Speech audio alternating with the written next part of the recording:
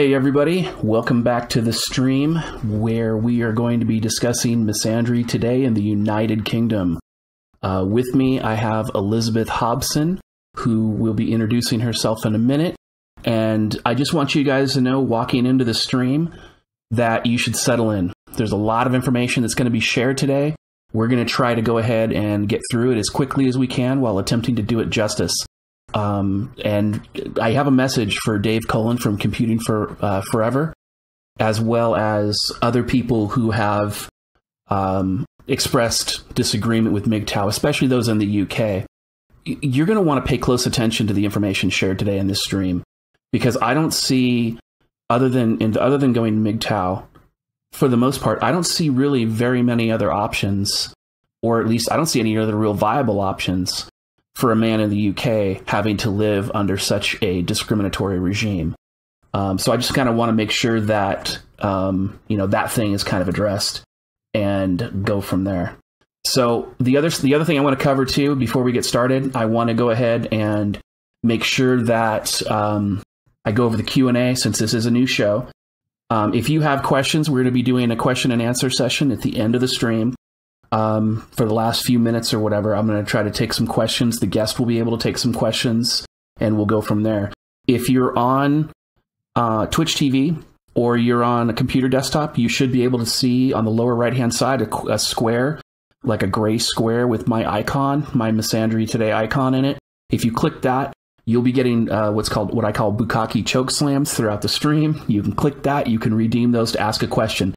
What that does is that logs all the questions so that I don't miss them. Now, if you're on a mobile device or you're on a Roku and you're watching through either one of those, you're not going to be able to do that. So what I want you to do is I want you to, similar to the TFM show, put question in all caps in brackets. And then I want you to put immediately right after that who the question is directed to, myself or Elizabeth, and then ask the question after that.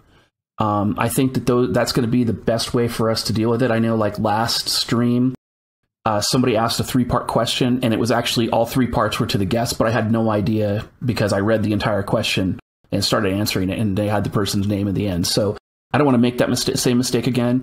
So help me help you, and we'll kind of go from there. Also, I heard some rumors that apparently the Twitch app has been removed from the Roku store. I've not verified that yet, but I just want to make sure that that's basically covered. I think Nemo talked to me about that. And Nemo's making that announcement now. Nemo, I appreciate that. Thank you. And then we'll just kind of go from there. If for some reason your stream stops, assuming that my OBS doesn't shit the bed or my VPN doesn't shit the bed, just go ahead and refresh the screen, and we will go ahead and go from there. And I know a lot of people are asking about who is Elizabeth Hobson and why the hell is she on the show. I think at this point, Elizabeth has a wealth of information she's going to be sharing today about Misandry in the UK and about the systemic discrimination going on there. And as far as who she is, I think this is the best part. Elizabeth, introduce yourself to the audience and tell people a little bit about yourself. Hello all, howdy. So I am not an MRA, I am an anti-feminist. People make that mistake quite regularly. I share the same goals as the men's rights movement. I want equality for men, of equality in rights terms, of dignity, opportunity. But I see a big fucking barrier in the way to men obtaining that equality, and that is feminism. So I'm a staunch anti-feminist. I have been kind of on the scene for maybe 5 years, just kind of trolling people and making friends and learning, doing a lot of learning. And in the last maybe 2 years, I've started to get a bit more active. So I'm now 1/4 of the UK group, the Liberty Bells. I think we've just had our sort of years and a first year anniversary. And there's me, Natoya Raymond, Catherine Kitsis, and Paula Wright, and we have sort of slightly different perspectives, but all challenging feminist narratives. And we work together on content and kind of get interviewed by Vice and stuff like that on occasion. And we also together. I have a quick question for you. Yeah. So does Vice take you just as much out of context as they do the MRAs and MGTOW? The last time I spoke to Vice, they didn't publish anything.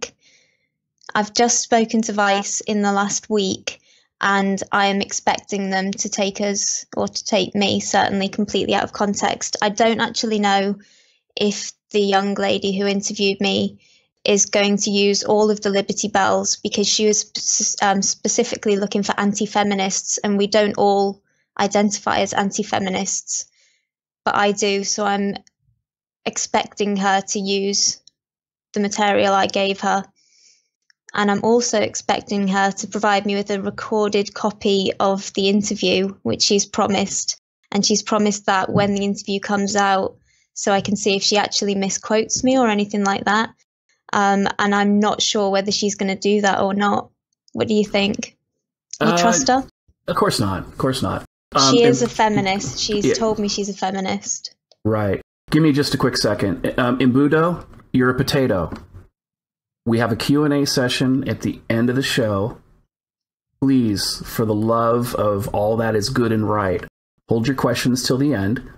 And then I can hit them at that point. Obviously, you ask a lot of good questions, and even though I fuck with you a little bit in Discord, you've always got good input. So just, hold your horses on it and go from there.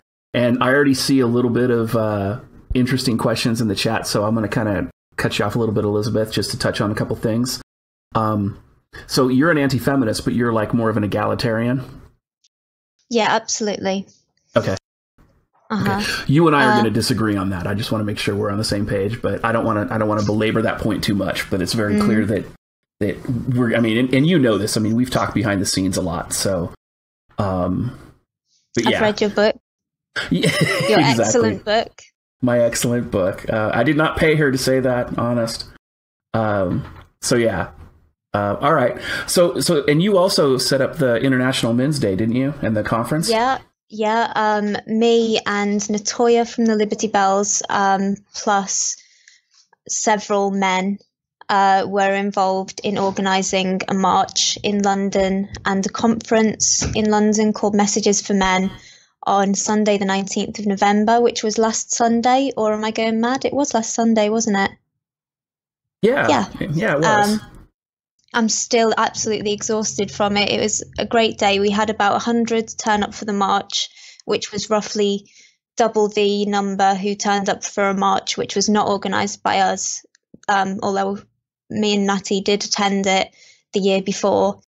And there were an awful lot of women and young people there, which was a really kind of encouraging sign, I think, that, we're tapping into a kind of cultural moment where things could potentially change. And the conference, we sold out. There was 140 capacity, and we also had people waiting outside trying in vain to get in, with some great speakers. There was Mike Buchanan from Justice for Men and Boys, Neil Linden, who is he wrote the first ever mainstream media piece in the UK that challenged the feminist narrative and raised issues regarding men's issues, men and boys issues, called Bad Mouthing. You can get that on A Voice for Men. In fact, you can find that on my channel. I read it out one night when I decided to pull an all-nighter for no particular reason. Fair enough. So you've got your own like little audio book then that you've recorded? Well, yeah, it's like a video of about 10 minutes maybe. Okay. And he also wrote a book called No More Sex War, which was released possibly 94. I think Bad Mouthing might have been 92, and then No More Sex War was 94, but don't quote me on that. And that just laid into feminism completely. It destroyed everything that feminists say. Unfortunately, it was ruined by feminists because there's a sort of, copyright law in the UK is pretty stringent, and there is a kind of protocol where if you're quoting people in your books, you write to them and you say, hey, can I just quote you here? And, you know, everyone says, yes, of course. Except when Neil sent these requests to all the feminists, they all turned around and said, no, you can't. So about a month before it was published, when he had a brand new baby, he found himself having to rewrite the entire book, taking the quotes out and like explaining what all these people said in third person. But in the last couple of years, he's actually re-released it, complete with the quotes, in a volume called Sexual in Politics, which you can get on Amazon for like a couple of quid or a couple of dollars indeed. And yeah, he's put all the quotes in and also an invitation for the feminists involved to come sue him. Nice. Now, you've also done some work with Phil Davies as well. Is that correct? Yeah. Talk about that a little bit and talk about Phil Davies a little bit. That was a Liberty Bell's side project called Ladies for Philip Davies. And we got together to support him in his quest for true equality, basically. And so we have interviewed him at Portcullis House, which is opposite the Houses of Parliament, where a lot of MPs have their offices. And we are at the moment working, actually the first thing we did was we wrote to every single MP, and I think there's 660 of them. And we wrote to them saying, you know, explaining when he was appointed to the Women and Equalities Committee, which is like, you know, a sort of special committee in the House of Parliament which looks after equality issues. The first thing he said was that we need to drop the word women's from this. So it's just the Equalities Committee, so we can look at issues pertaining to men and boys too. And, you know, all of the kind of feminists went absolutely apeshit over this and were like, this is a joke. And they couldn't believe he'd been appointed in the first place. But there was an article about it put out in the Metro, which is like a free newspaper. And on the website, they put a poll for people to vote whether they agreed with him or not. And it was like 80% of the public agreed with him. And we thought, like, there's something in this. So we wrote to all these MPs explaining, you know, laying out, you know, the huge list of inequalities and disadvantages faced by men and boys. And so therefore, you know, the moral and rational case for dropping the women's from the Women and Equalities Committee. And also mentioning, you know, that this poll suggests that there is a public will as well. And most of them did not get back to us because the procedure in the UK is that MPs only correspond with their constituents. So we got a few replies. We got there was definitely one that was extremely positive from a guy who said, you know, I support everything that Philip Davies does and I completely agree with this. And thanks for getting in touch. Then we got quite a few who were like disgusted with us and, you know, saying like, and this poll is completely unscientific anyway, and I would never base my opinions on something as unscientific as this. So what we're going to do now is we're going to set up a gov.uk petition. And what happens with them is that if you get 10,000 signatures, the government has to respond to you. If you get 100,000, which might be a little bit ambitious, at least for the first petition, although I don't know whether subsequent petitions we'll have to see what the sort of mood is. If you get 100,000, then they have to consider it for a debate, and you would need a debate to change the name. That would be required. The government can't just arbitrarily change the name on their own. Okay. But of course, I mean, even if it did go to a debate, in all fairness, feminists are so overrepresented in Parliament that it would be unlikely to be changed. Right. But at least everybody would be able to see, you know, that they're not listening to us. Right.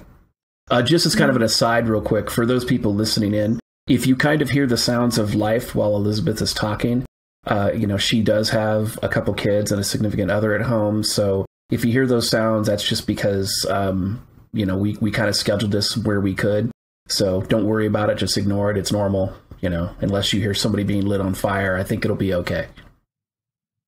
But I think, with that, I think that's great. And it sounds like you're doing a lot of, good work there. Obviously, I'm not an MRA, and I'm more interested in like educating people. And we're not here, obviously, to discuss egalitarianism either, because obviously that's something where we disagree. But even so, I think where we agree is in the issues we're going to get into now. In talking with you, you told me that the UK has adopted a version of the Duluth model. I'm going to bring up that first source. So why don't you go ahead and talk about that a little bit? Yeah, I mean, I told you something like that. I mean, basically, if you look at all of the domestic violence kind of guidance and laws and stuff like that, that comes down from government, it's all obviously very influenced by Duluth. If you actually look on the government website for domestic violence and abuse, you are pinpointed or pointed to the Violence Against Women and Girls Action Plan. So it's very much inspired by that. But the model itself, you will find on council websites and social services websites and charity websites all over the UK. And quite a lot of the time, what they'll actually do is create their own version, because it wasn't bad enough already. They kind of add more and more kind of forms of abuse. Right. And while we're talking about that, as I'm scrolling through, I actually, the link I'm providing is one from one of the council sites that you provided. What's interesting is that one of the first things on this Duluth model is coercion and threats, like threatening to leave, like apparently they think that threatening to commit suicide or telling somebody that you're interested in committing suicide is domestic violence. And one of the things that we kind of talked about beforehand is that, and obviously I said this in my book as well, is that feminism has destroyed the social contract between men and women to the point where they're trying to basically criminalize even consensual sex or consensual intercourse between a man and a woman in a committed relationship. But the thing that I found frightening about this, especially as we were preparing for this stream, is that they are trying to criminalize all normal behavior within a relationship. I mean, am I being hyperbolic here, or is that your understanding as well? You are not entirely accurate. They're trying to criminalize all behavior that is, perpetrated by a man in a relationship. Right. Obviously, it's not perpetrated by... Right, exactly. So you're right. So this is directly related to men. It's definitely misandry. And I look at here, and again, they talk about, smashing things, displaying weapons. Here's one about emotional abuse where, feeling bad about themselves, calling them names, making them feel guilty. So in other words, if they do something inappropriate and you say something that shames them, apparently you're a domestic violence perpetrator. And you said the Duluth power and control wheel has been adopted pretty much everywhere in the UK. Yeah, well, it's all it's all kind of written into legislation, this kind of theory. And, very palpably in the new coercive control legislation. Exactly. And I want to get into that in just a second, but I want to stick on this actual site first. I think it's interesting because one of the things they talk about is economic abuse. And they're saying basically that, if she doesn't work and she has to ask you for money, that apparently, according to this model, that's abuse. That's one of my favorites. Yeah. I'm like, holy shit. The power and control wheel is bad enough. And anybody who's read my book, hashtag show alert. In chapter 6, I go over the Duluth model in detail. I talk about a little bit about the history, how hypocritical it is. And I also provide evidence that debunks it. Dutton and Corvo, Kenneth Dutton, he's a world-renowned psychologist who specializes in dealing with sexual assault, both research and treatment. And he and I forget Corvo's first name, but they actually just completely debunk the Duluth model. It is a complete shit show. It is a misandric system created to systemically discriminate against men. And here's the thing. With the Duluth model, they found, using long-term studies, they found that it doesn't help. Like it doesn't reduce the amount of domestic violence. Like it's not even a deterrent. All it does is help people circumvent people's civil rights and personal rights in order to find them guilty. It is a complete shit show. Now, with that, let's talk about, and let's move into coercive control. Talk about that legislation. I've got the document that I have up right now is the from the Home Office. It's called Controlling or Coercive Behavior in an Intimate or Family Relationship, and it's got the statutory framework. Now, this is law right now, correct? Correct. Okay, go ahead and go into that, and let's talk about that. So it was introduced as part of the Serious Crime Act 2015, specifically under Part 5, which is the protection of children and others, which is a sort of standard classic feminist conflation of women and children, which goes on all the time and winds me up no end. And I mean, what I found really interesting and, God, just terrifying to read was actually the government issued guidelines for the police, because obviously they're, the first kind of agency who are going to be dealing with these issues. So it's really important what they think. So one of the first one of the first things you see as a police officer when you open this booklet on coercive control is a quote from a guy called Evan Stark, who says, "Not only is coercive control the most common context in which women are abused, it's also the most dangerous." Which is just like, I mean, it's so leading, isn't it? You're starting off from the very beginning specifying women. They go on at some point to say, while all legislation is gender neutral and men can also be victims of this offence, statistics consistently show that women and girls are disproportionately affected by crimes of domestic violence and abuse. So they admit that the legislation is gender neutral, but they're constantly pushing this narrative of women being the primary victims. So how are the police going to respond when they're, made aware of these kind of allegations? They're obviously going to assume that women are victims and that men are perpetrators. Right. Well, let's get into this a little bit. I remember we were talking last night, and I've got the box up on the screen about the types of behavior that are considered domestic violence under these coercive control laws. Now, this coercive control law, this makes these things a crime. I just want to make sure to clarify that. Is that correct? Sorry? The coercive control law, it makes these behaviors crimes. Is that correct? Like punishable potentially by jail time?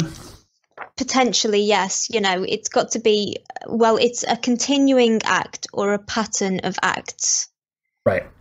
Although, at some point in the police guidelines, it does say that it can happen twice. And if it causes enough distress, then it's going to be counted as coercive and controlling behavior. Okay. Now, I'm going to go through some of these things for the audience so that they're kind of aware of what's going on. I'm just kind of look at this box here. It says, the types of behavior associated with coercion or control may or may not constitute a criminal offense in their own right. So even if it's not a crime, it's potentially a crime. Whatever. That's totally hypocritical. Anyway, let's continue.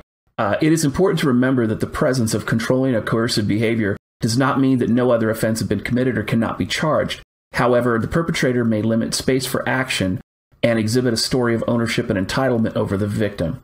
And such behaviors include isolating a person from friends and family, depriving them of basic needs, monitoring their time, monitoring a person via online communication tools using spyware, taking control over aspects of their everyday life, such as where they can go, who they can see, what to wear, when they sleep, depriving them access of support services such as specialist support and medical services, repeatedly putting them down and telling them such things as they are worthless. So basically, if you say you're worthless or holy shit, that was a dumb decision, that's domestic violence.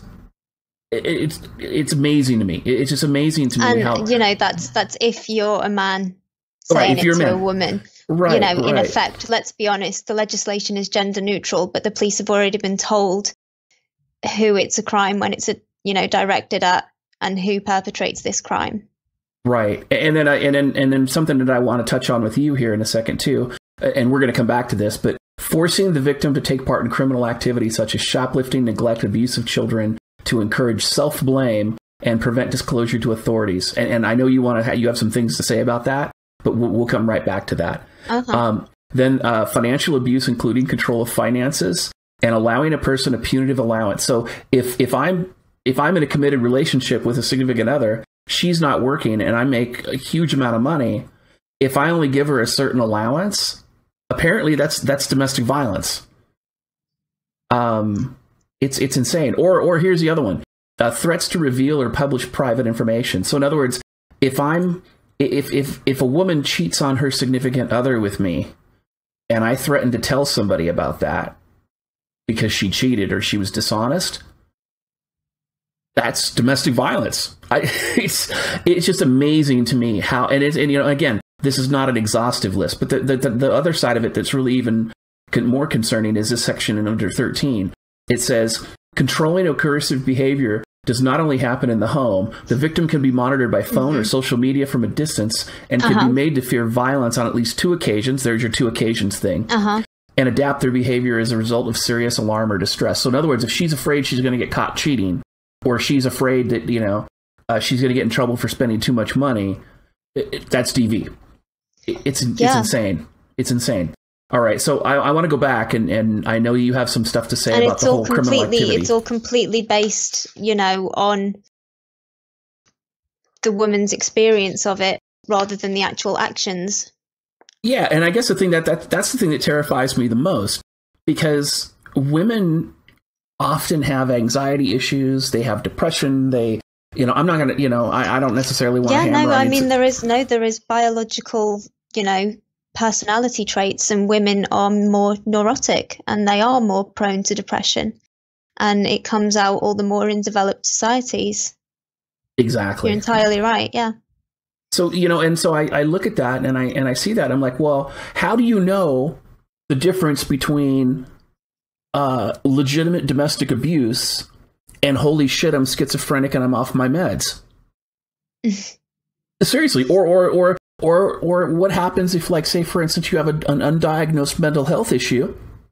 Now all of a sudden you're criminalizing a person because this chick is mentally unstable. And there's documented evidence of, like, if she goes through a hysterectomy, or if she goes through these other things. If there's a woman who is suffering from some kind of mental health difficulties or whatever, then such things as monitoring her time, monitoring her online communications, controlling the finances might be entirely necessary for her well-being and the well-being of the family. That doesn't sound very egalitarian of you there, Elizabeth. That sounds kind of misogynistic. Thanks. I wrote something years ago and I said that the slur misogynist has become a compliment, and I stand by that. No, okay. I mean, if you look on my Twitter bio, I do actually say that I'm a non-gynocentric traditionalist.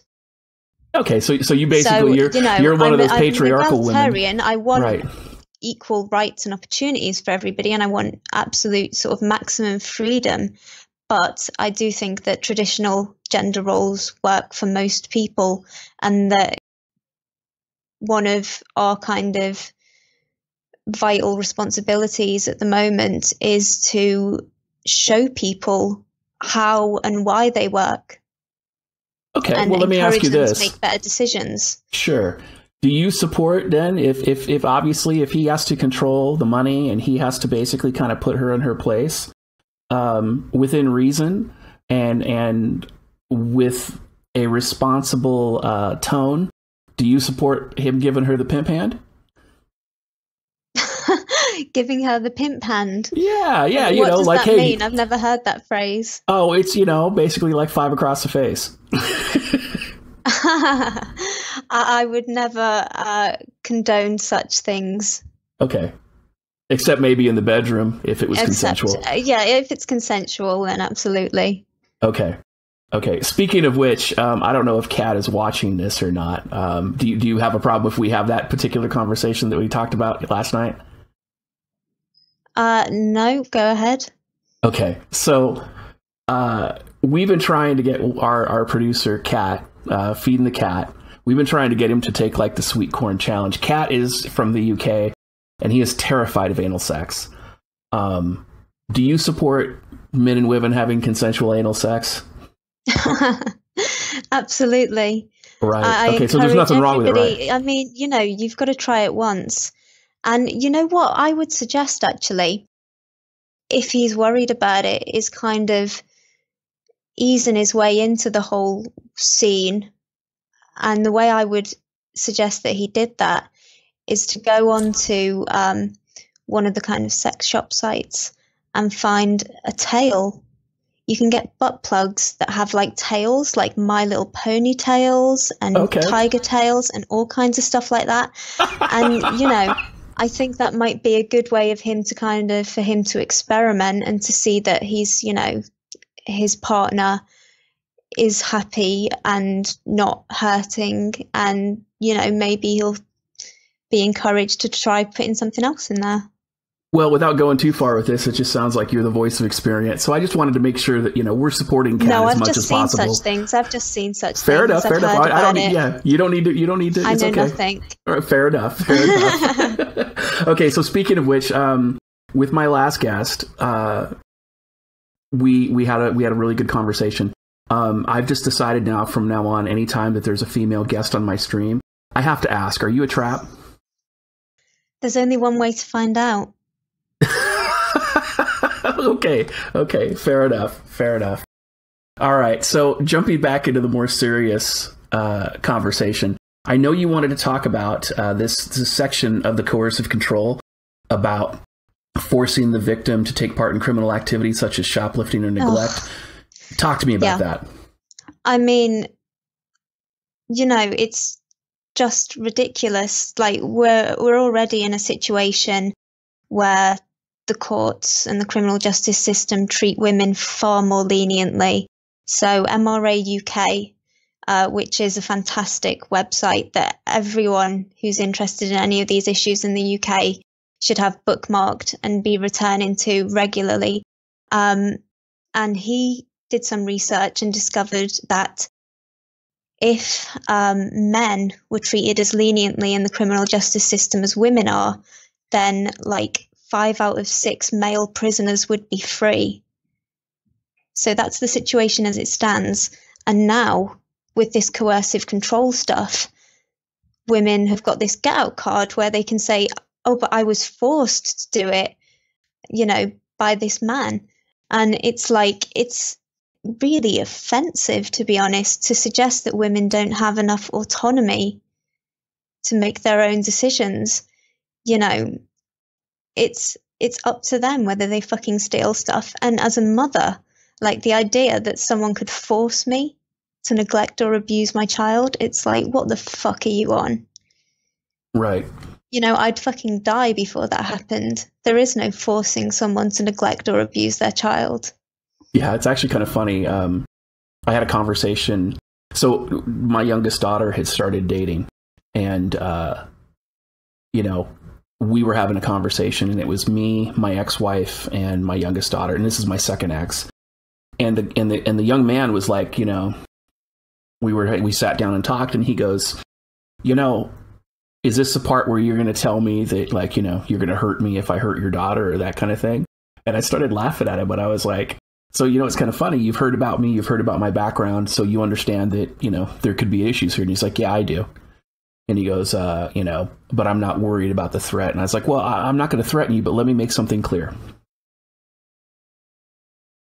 If something happened with my daughter and I was in a position to take care of it, I would surgically take you apart with my hands, feet, elbows, and fists. But as damaging as that would be, and I pointed to my wife. I said, you see that woman right there? And he's like, yeah. I said, she doesn't have the self-control I have. So she would grab a steak knife and she would stab you 75 times and probably continue to stabbing you after you were dead while your corpse is laying there bleeding. So, you know, I don't want you to be concerned about me. I don't want you to be concerned about her. I just want you to be thinking about that when it comes to, you know, whether or not you cross the line, obviously, you know, and I wasn't discussing like, oh, you know, don't hurt my daughter's feelings or that kind of tradcon bullshit. I was more concerned about like that whole abuse thing, because this was like the first boyfriend, and he looked at her and like, it was funny, like from that point on, when he was dating my daughter, he never stepped out of line again. It was fucking hilarious. So yeah, I think when it comes to women that actually have a maternal instinct, they will kill you dead twice. So I have no doubt in my mind you would do the same thing to protect your kids. Absolutely. I mean, don't get me wrong. There's a lot of garbage women out there, you know, that are shitty moms, but you know, there's a lot of women out there that actually give a shit about their kids. Yeah, but they're not being fucking forced to be shitty mums. They're shitty mums of their own volition. Exactly. And they should be treated like such in the courts. They shouldn't be given a get out of jail free card for being so fucking horrendous. Right. So now I kind of want to shift gears a little bit, and I want to talk about Go ahead. We forgot to talk about, you know, we have had a brief discussion on financial abuse, including control of finances earlier. Yeah. So, I mean, basically, my position on the control of finances issue is that being a woman who knows a lot of women, I know an awful lot of women who are really, really fucking shit with money. Okay, fair enough. You know, I tend to think that there's, you know, if there's a lot of women that are shit with money, there's a lot of men who want to take control of the finances for the well-being of the family. Right. And that makes a lot of sense, obviously. Are you shit with money? My partner's never given me the chance to find out. Okay. So you're in your place. He has that box set up for you. But I mean, you know, sort of genetically speaking, I'd say that, you know, my mum's been in debt and my grandma's been in debt.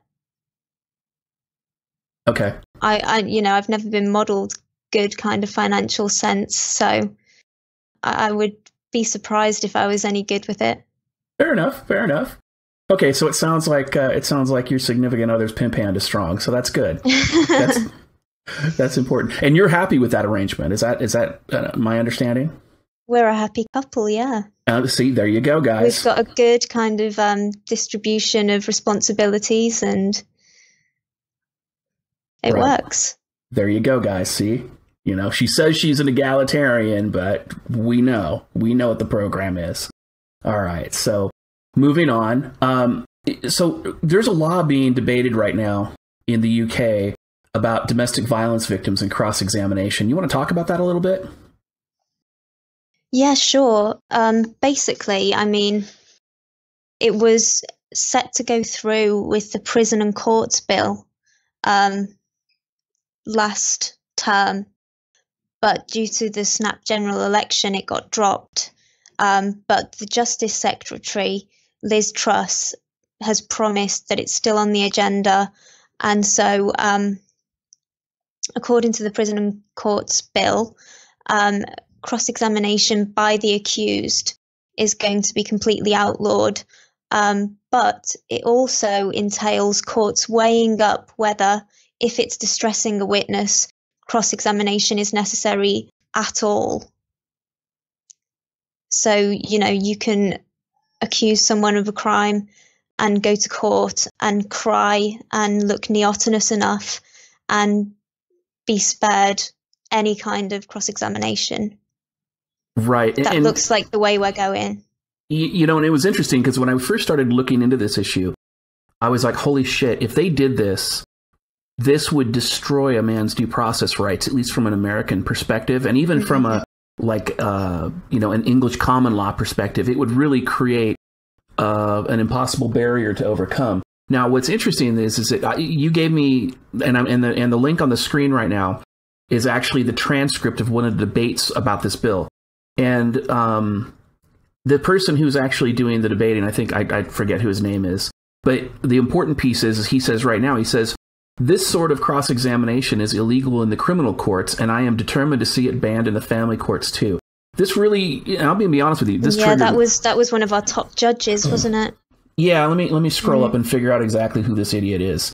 He is the Minister of Courts and Justice, Sir Oliver Heald. Oh, right. Holy shit. The reason that bothers me about this is not because I'm just going to be randomly triggered. I want to approach this from a legal perspective. You know, for those people who know, I have over a decade of experience as a legal professional, specifically in family law. I've dealt with a lot of domestic violence abuse issues.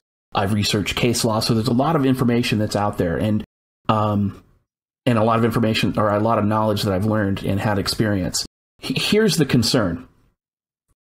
If this was legal, if barring cross-examination in criminal matters was legal in the United States, Bill Cosby would have been convicted. The reason that Bill Cosby was not convicted was because the woman who testified in criminal court, the supposed victim, she was lying. They were having a consensual relationship. He was giving her tickets. She introduced him to her family. But the entire time that he was on the bang bus with her, she was cheating on her significant other, who basically she was in like a committed lesbian relationship. So she didn't want to get called out. And one of the top reasons, according to Kanan in his study, and I talk about this in my book in chapter 6, one of the top reasons that women will lie about domestic violence or rape is to cover up infidelity. It's one of the top 3 reasons.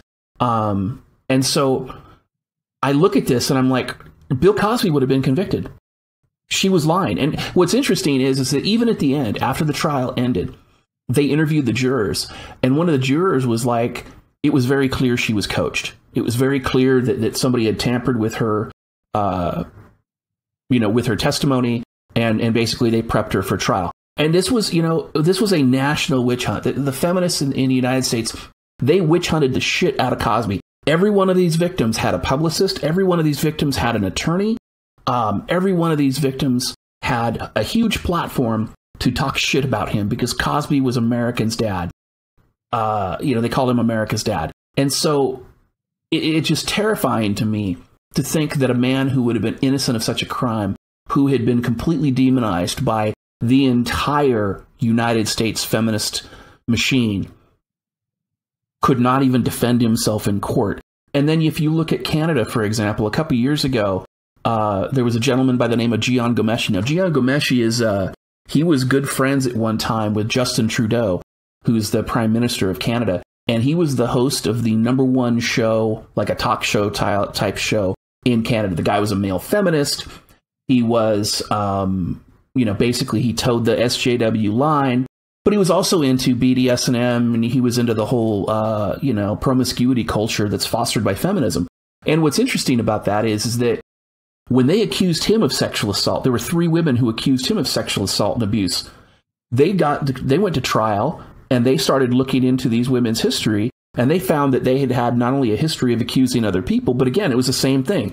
The feminist machine, they provided them publicists, they provided them attorneys, they provided them platforms, and they waged this huge public propaganda campaign against Jian Ghomeshi.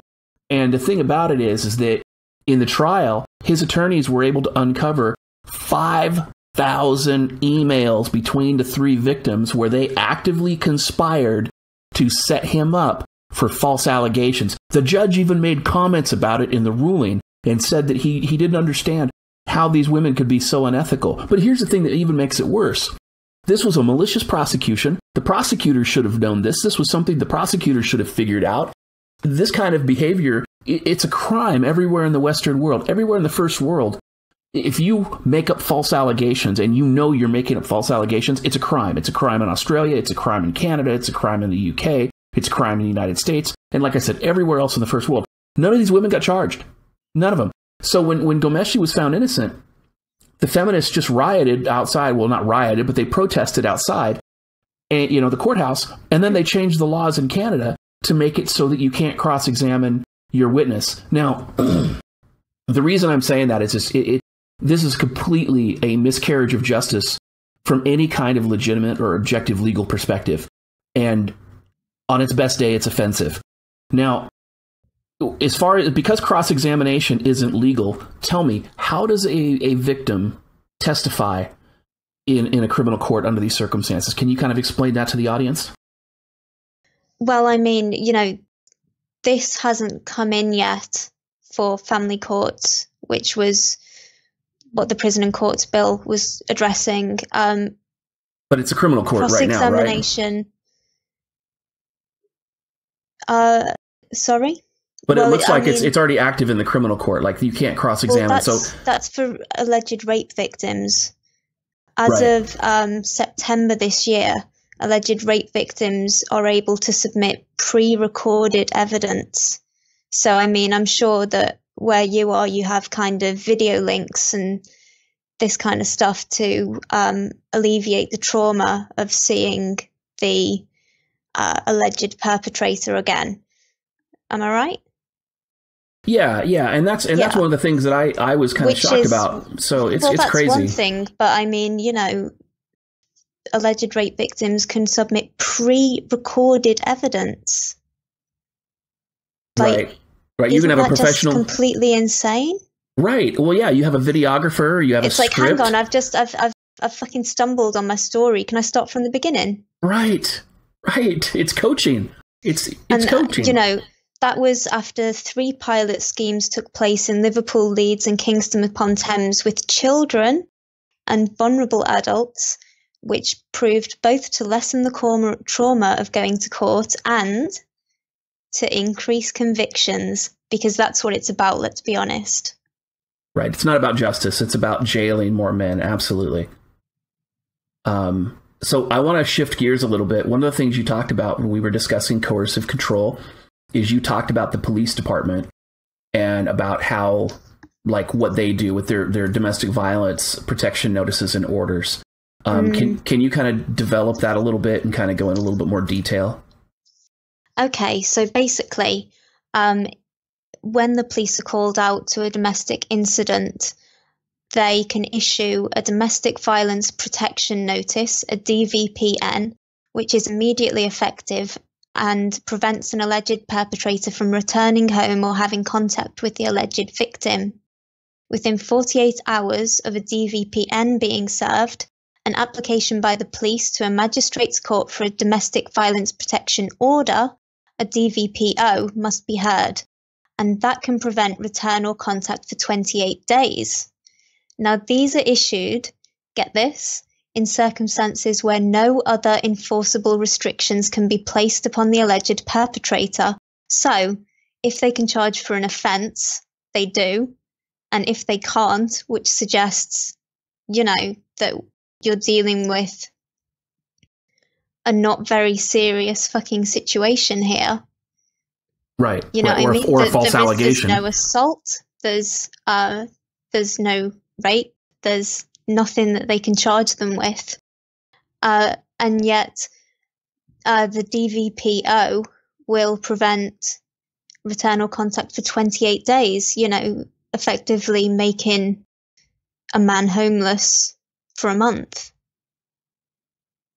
This thing is frightening to me because and I scroll down here and I talked about this box last night when we were discussing this.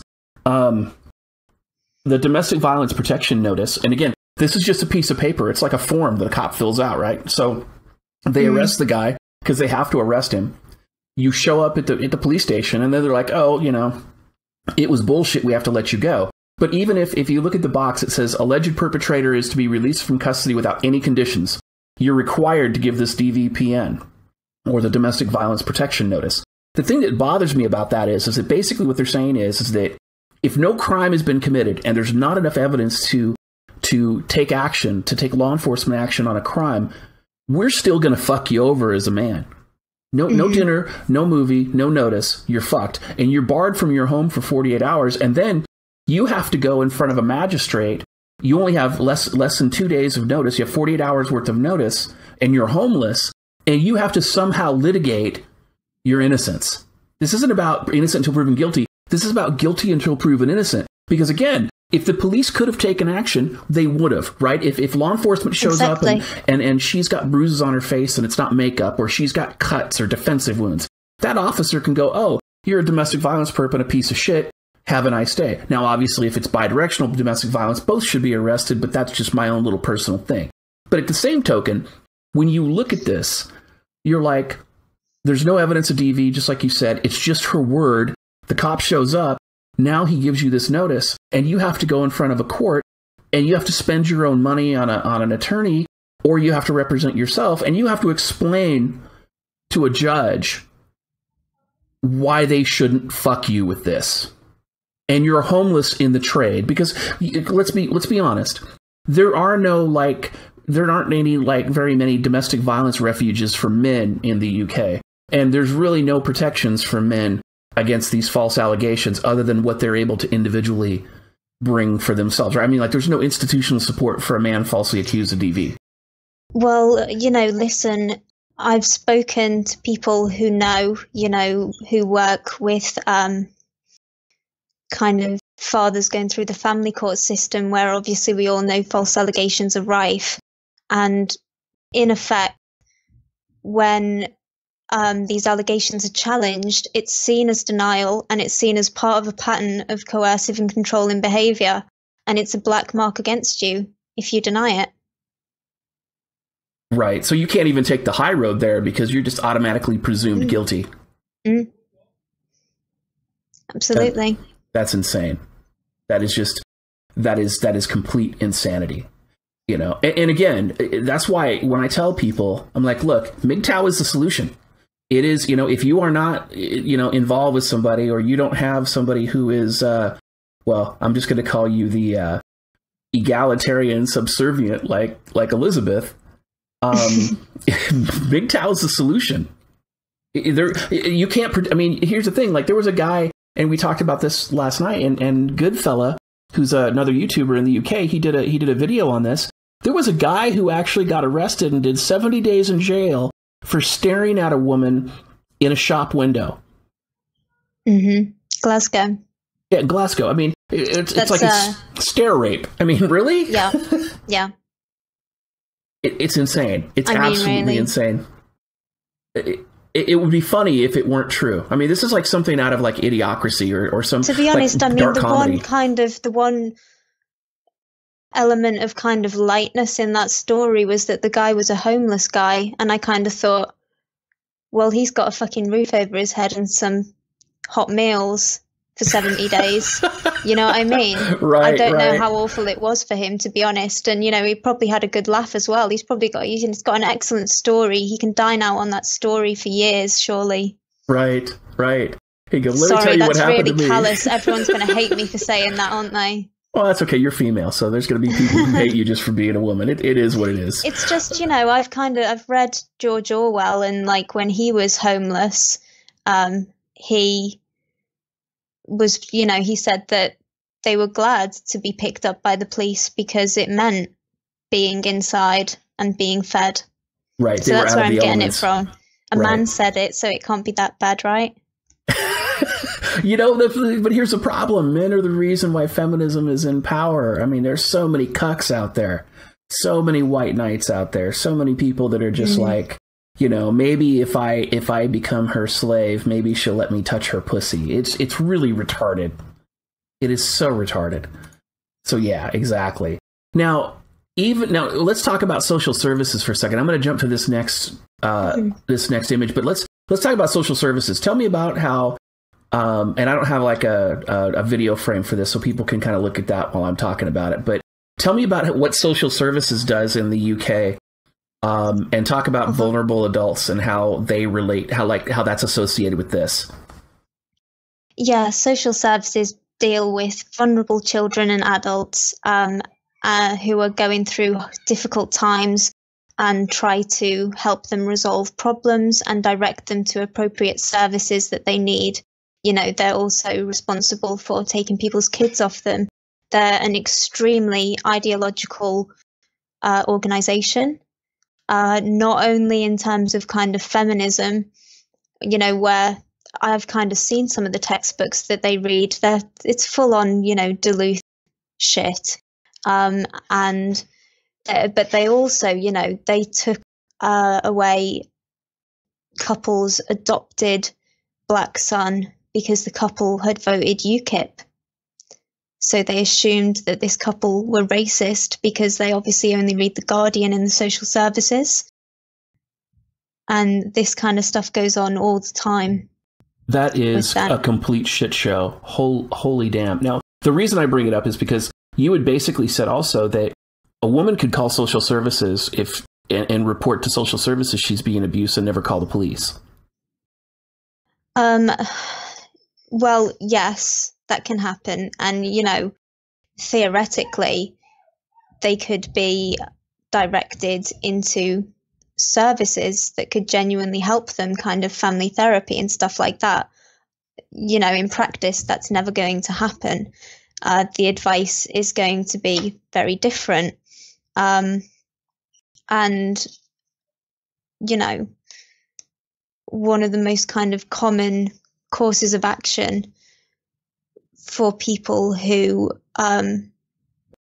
claim to be victims of domestic violence or coercive control without calling the police is to invoke a civil injunction.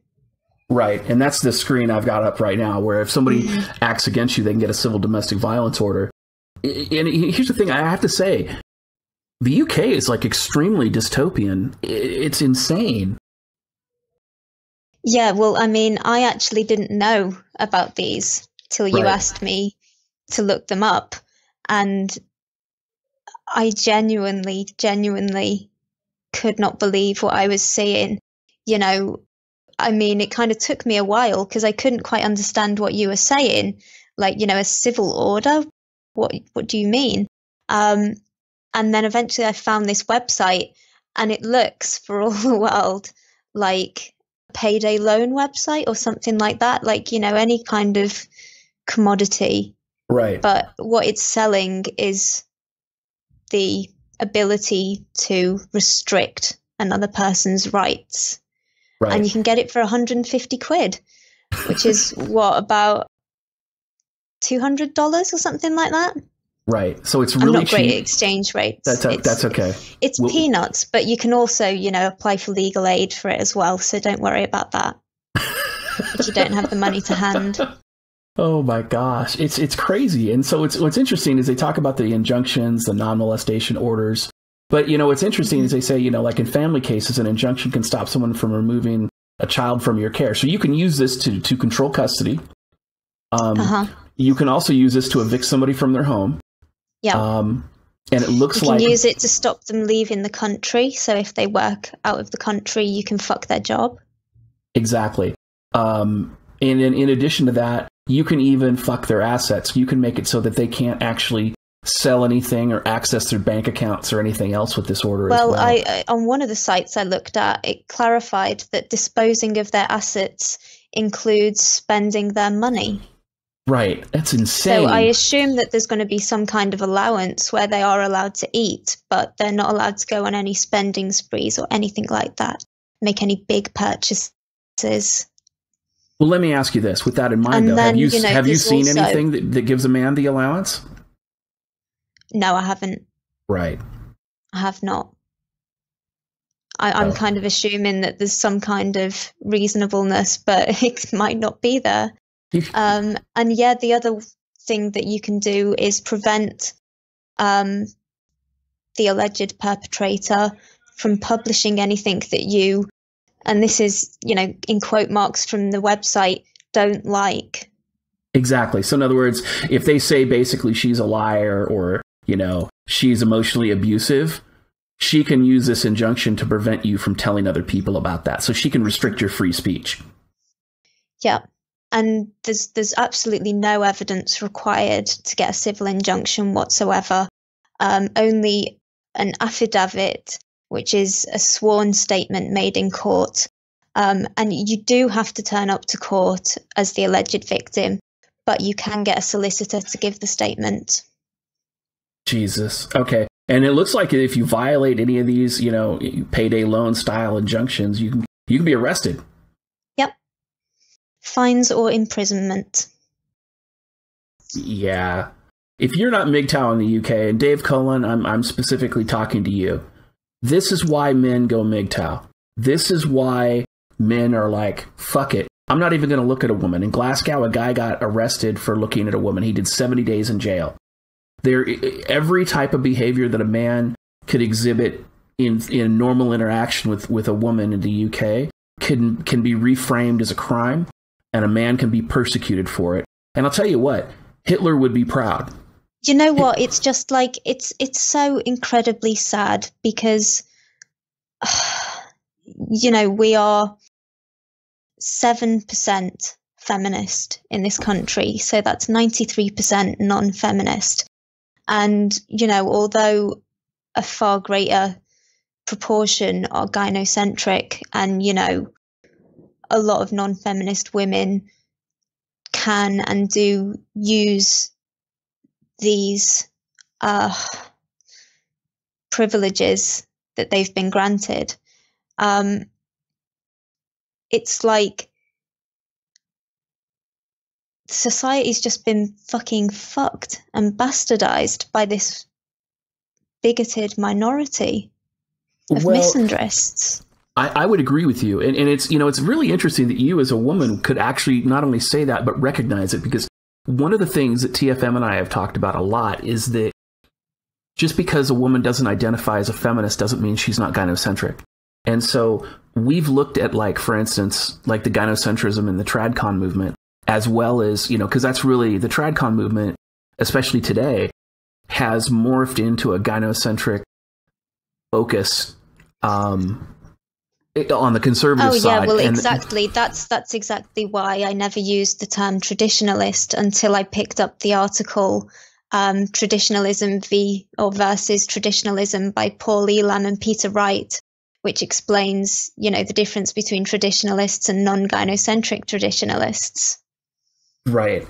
And I think that's an important designation. The word itself comes with a lot of baggage. Right. Well, so do a lot of women, so no disrespect. All right. Well, let's move on. So now I want to talk about, let's discuss patriarchy as it relates to the Istanbul Convention. And let's talk about the Istanbul Convention. Tell everybody what that is. Let's talk about that. And I've got a section of the preamble I want to show the audience once we're here and why this is frightening. Because this is something that you told me about. I had no idea that this even existed. But this is terrifying. And one of the things that I've said is that, and you've, in my book, I've said this in multiple streams, is that feminism is a multi-billion-dollar global network of misandry and discrimination against men.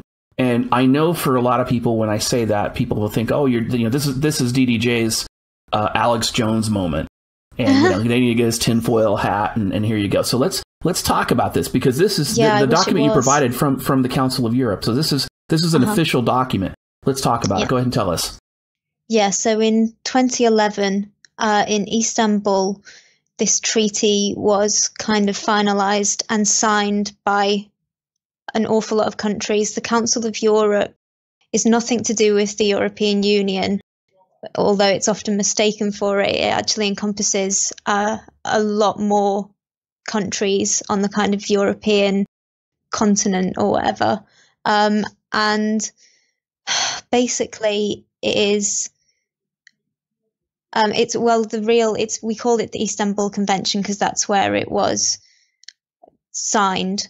But the real title is the Council of Europe Convention on Preventing and Combating Violence Against Women and Domestic Violence.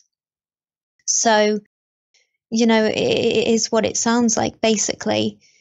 It's a document that's 25 pages long that's designed to protect women and girls from violence. And most kind of horrendously, it writes patriarchy theory into legislation in the countries that have actually ratified it into law, such as we did. It achieved royal assent in the UK on the 27th of April 2017. The only MP to vote against it was Philip Davies. Right. Thank you for that, sir.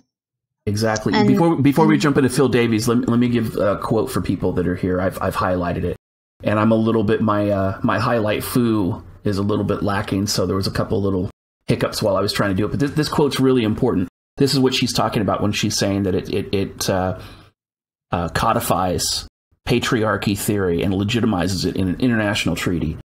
Recognizing that violence against women is a manifestation of historically unequal power relations between women and men, which have led to domination over and discrimination against women by men, and to the prevention of the full advancement of women.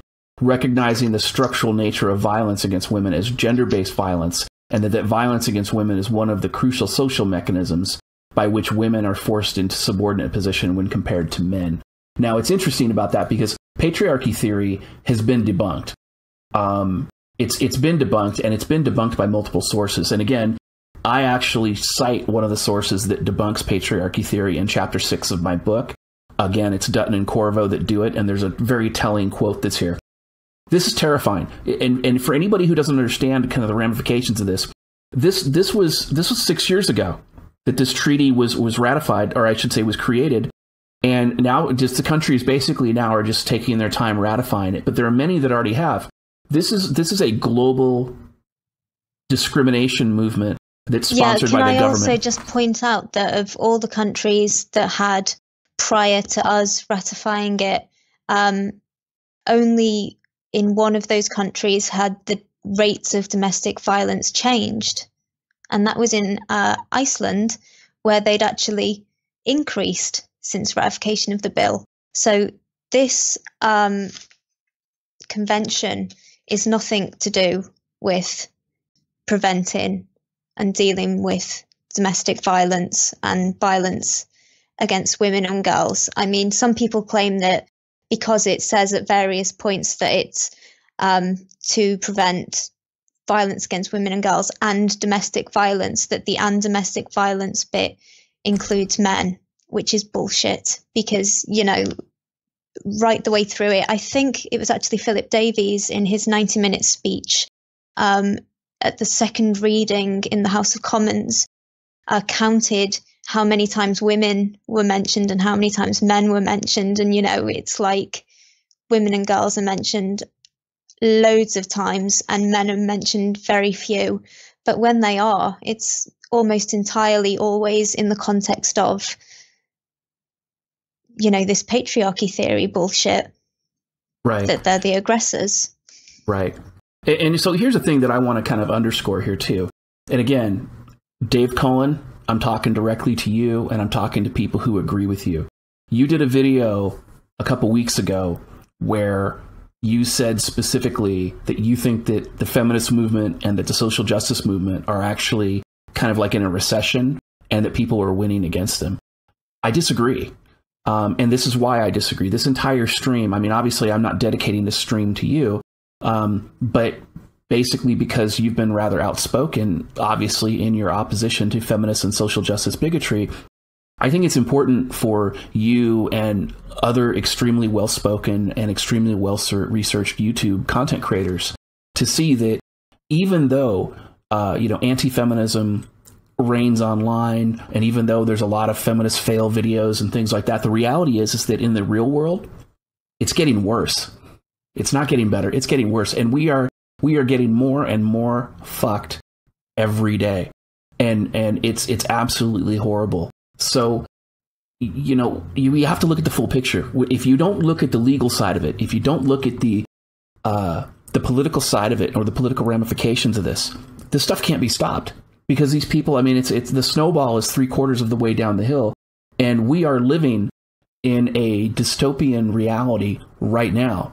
And so, you know, sooner or later, people like you won't even be able to make videos in the UK because of all the trauma that's here. And the thing is that people ask me all the time, they say, DDJ, if I want to avoid gynocentric drama, where do I go? Because it's bad in the United States too. It's actually bad in any country where feminism has been adopted. And I thought about it, and I think my answer to that is this.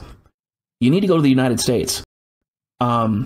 We have two things in the United States that no other country has together that protect us and potentially insulate us, assuming that we can keep the cucks in check. The first one is our First Amendment right to freedom of speech that protects hate speech, because it prevents people from going full retard like this and putting up these misandric discriminatory laws where you can go to jail if you tell a woman that, she made a bad decision, or if she chooses not to work and you say, no, you need an allowance, and you can go to jail for that. We don't have that in the United States. The other thing is that we have a Second Amendment right to bear arms. So, and honestly, I know a lot of people are like into the whole self-defense thing and this and that. And, I think that we should continue to have 50-round magazines legal, because there are cucks in droves, and, we could fix the gene pool now. Just saying. So I'm not necessarily calling for revolution or anything like that. All I'm saying, though, is that our Second Amendment right and our First Amendment right to free speech, they insulate us against this stuff. Our Constitution is the only thing that's holding back gynocentrism in the United States from doing the shit it's doing in the UK and elsewhere. And in the UK, holy shit. I mean, and I was even joking. I was like, Elizabeth, if I went to the UK, shit, I couldn't even look at a woman. I might as well just go back and watch some porn and masturbate. And you remember what your response was? Go ahead and tell me what that was. I don't remember. What was it? You were saying something about how certain kinds of porn were becoming illegal? Oh my God, yeah. I mean, I made a list. So this was actually been since 2014, and it's actually they've banned UK filmmakers from producing films involving kind of the following actions. So strangulation, face sitting, fisting or inserting more than 4 fingers into an orifice, spanking or caning which leaves marks, full bondage and restraint, which is all 4 limbs restrained plus a gag, female ejaculation, abusive language, depictions of rape, water sports, and menstruation. Shit, that's like a normal Tuesday for me. What the hell? Yeah, I mean, they're all completely legal acts. Right. And, they're acts that pornographers kind of have to include in their work if they want anyone to watch it.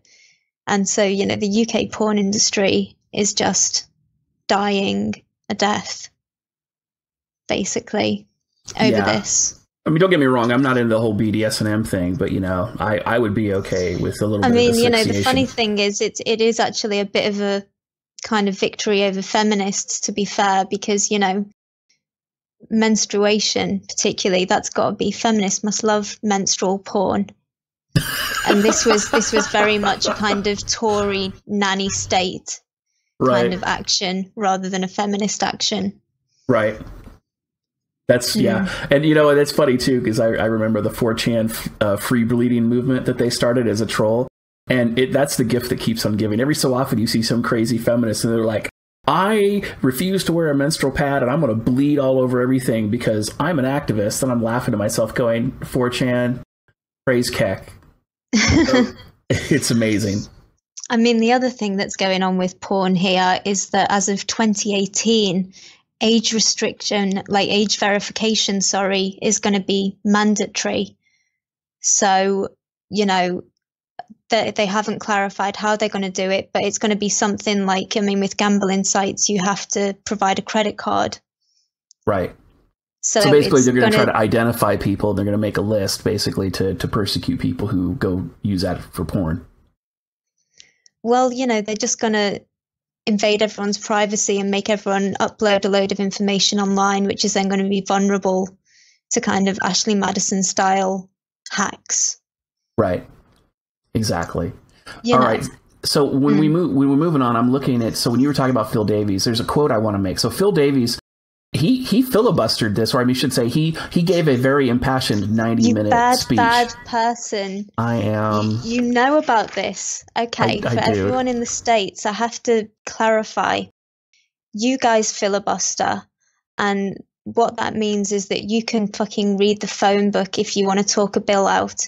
In the UK Parliament, you can't do that. You have to talk on the subject without repeating yourself, or you're told to sit down. So you cannot filibuster in the UK. But what he did do was speak for 90 minutes without repeating himself and on the subject about why we shouldn't ratify this Istanbul Convention. It was absolutely just fucking brilliant. And I mean, I've sent you the document, haven't I? Yeah, so I want to take a small quote just to give people a taste of the kind of thing that he was doing. It's an awful lot to read, but I would recommend it. It's the whole debate. So like this document, and I'm going to put all these sources in the description of the video when I remaster and upload it. But what's interesting, there's a piece here that's just amazing. He says, this is a typical Friday bill. It comes with a worthy sentiment. Who could possibly be against trying to stop violence against women? The answer is nobody. I'm not aware of anybody who wants to argue that people should be violent towards women and girls. Of course they should not. The argument seems to be that as long as someone supports the premise of the bill's title of combating violence against women, they must support the bill, and that someone who opposes the bill must be in favor of violence against women and children.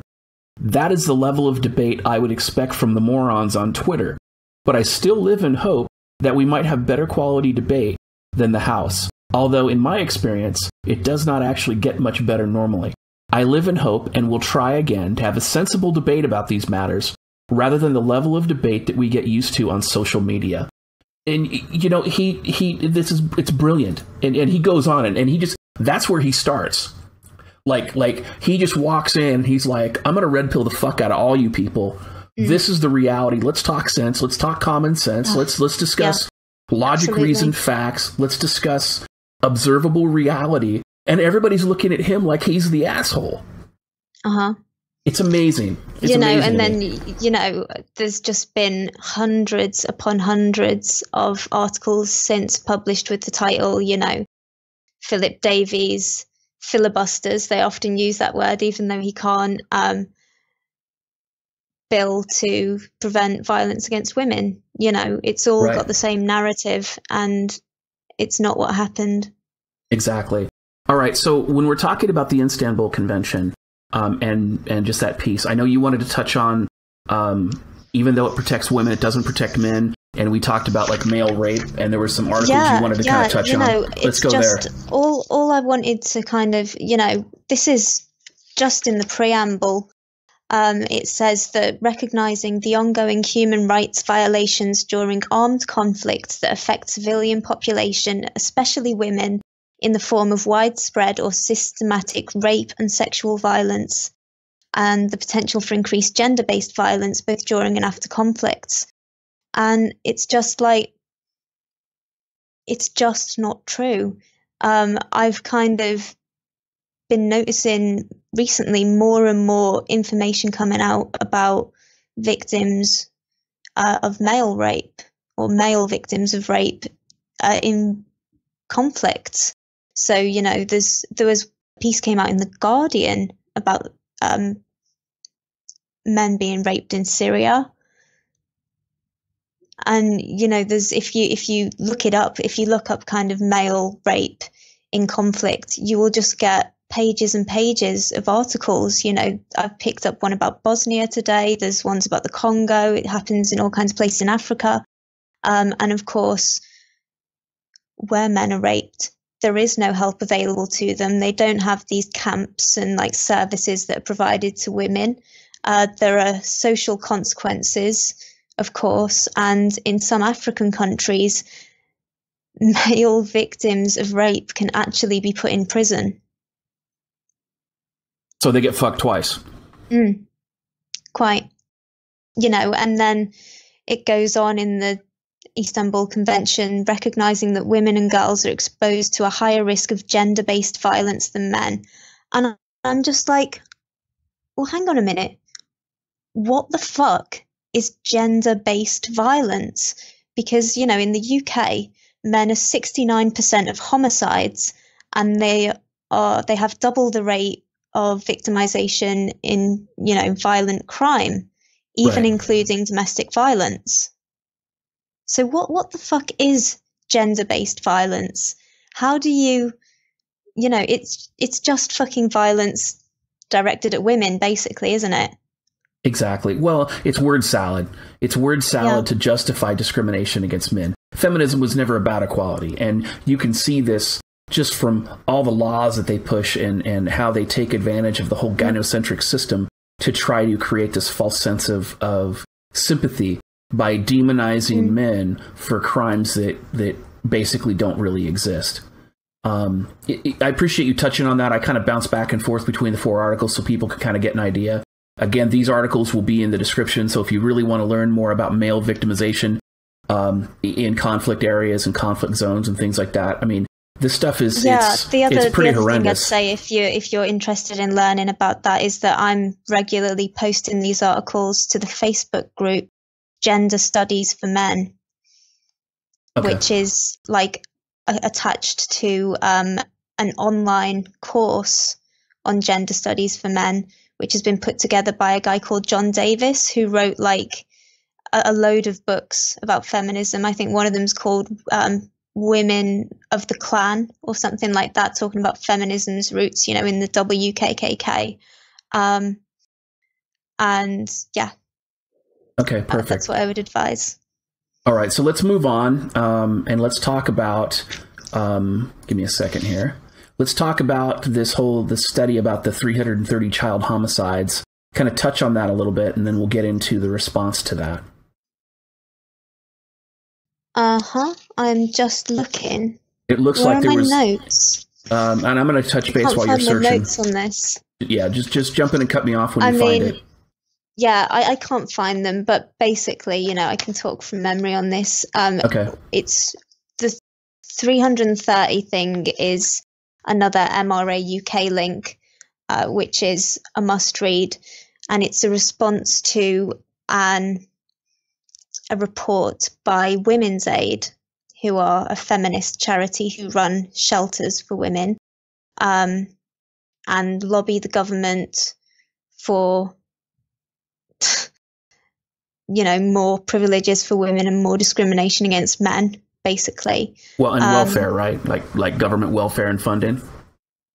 Well, yeah, I mean, they've got something like 33 million or something in the last year from the government, something absolutely absurd like that.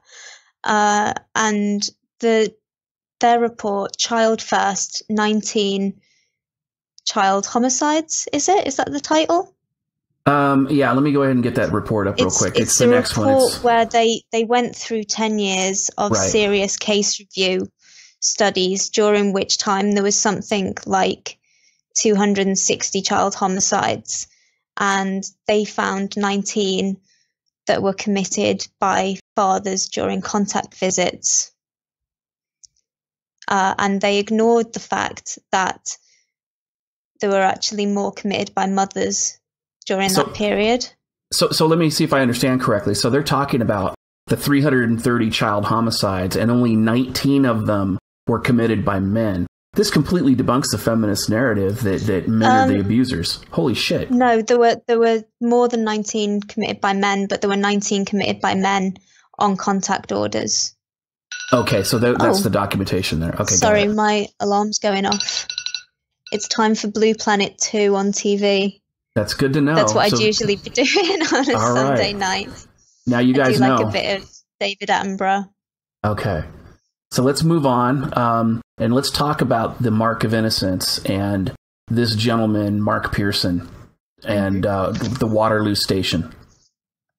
Yeah. So I've been in touch with James Barnett, who is working with Mark, helping him to bring about his case against the British Transport Police and the CPS, I think.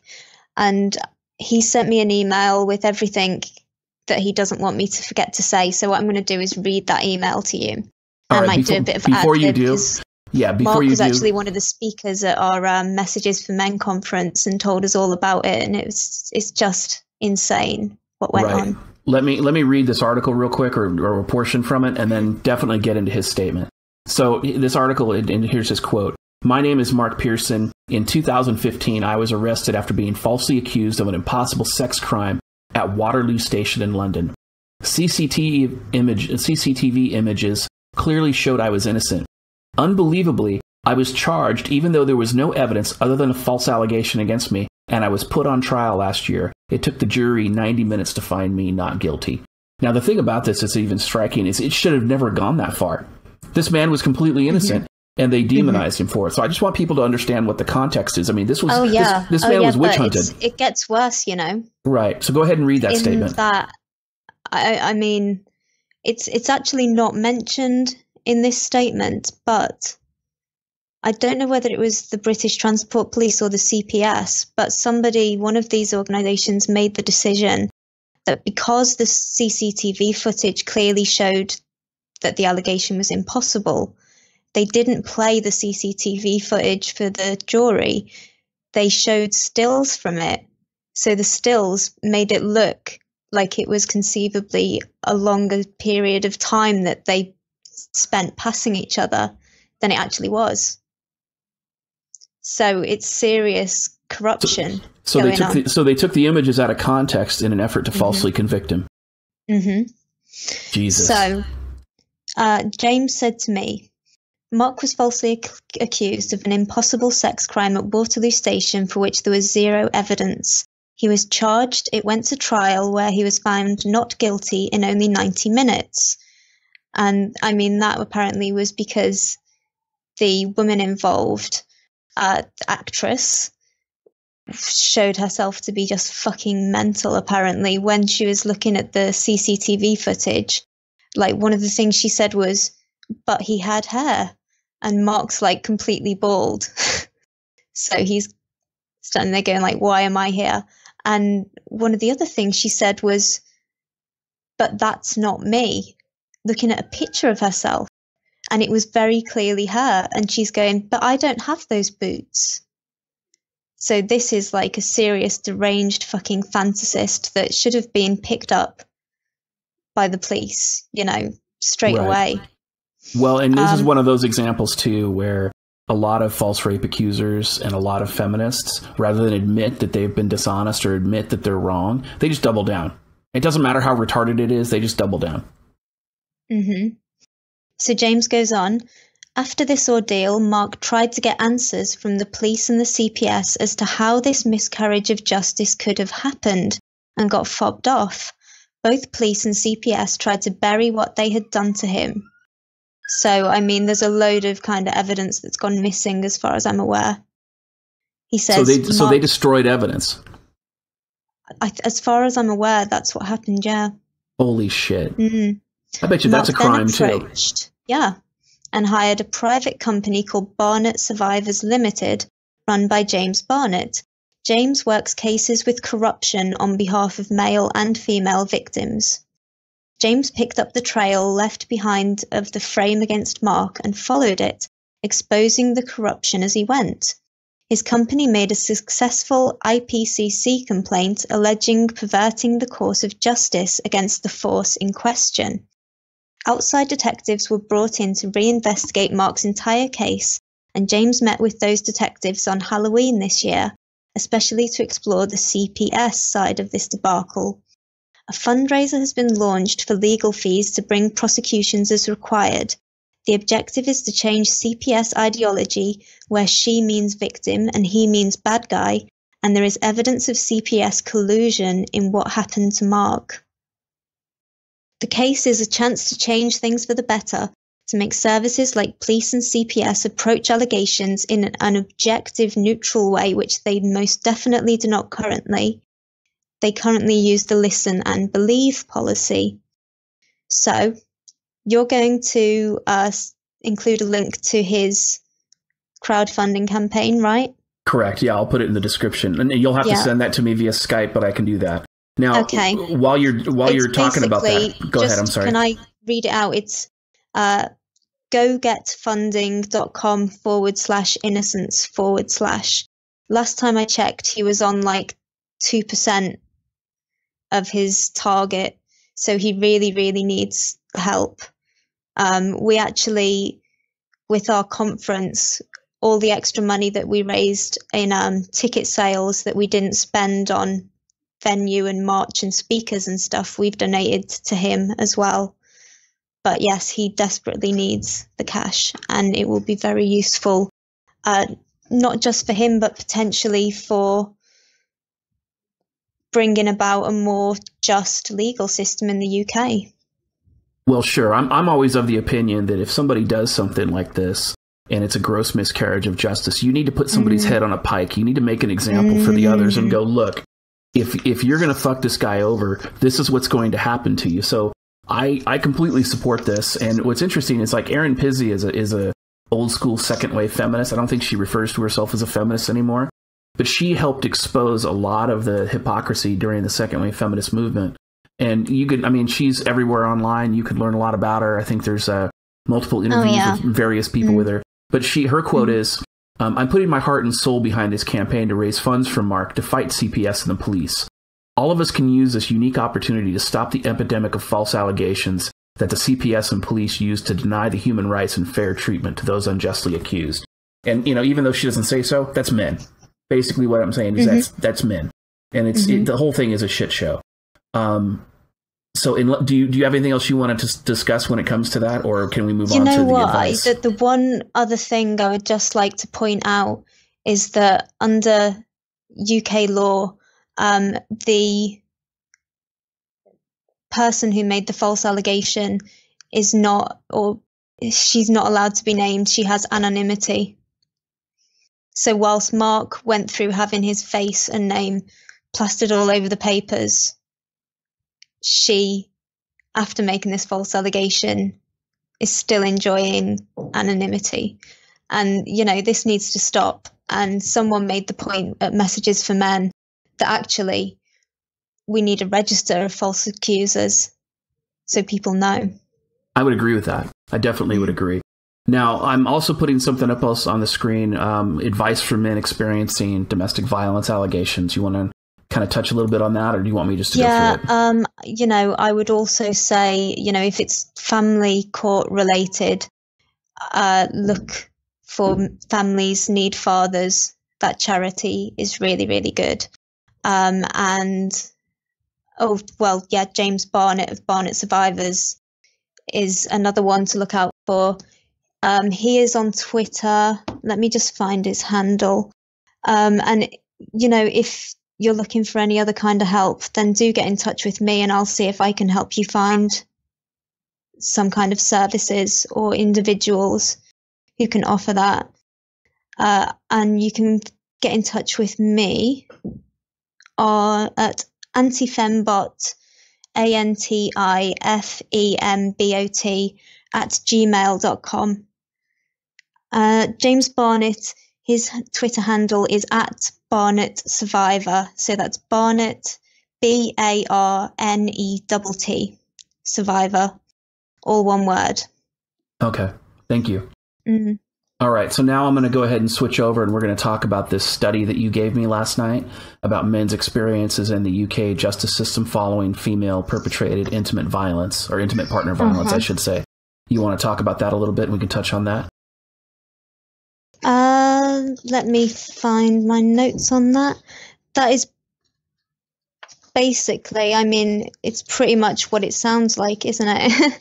Right. Well, let me touch base on, let me read the abstract.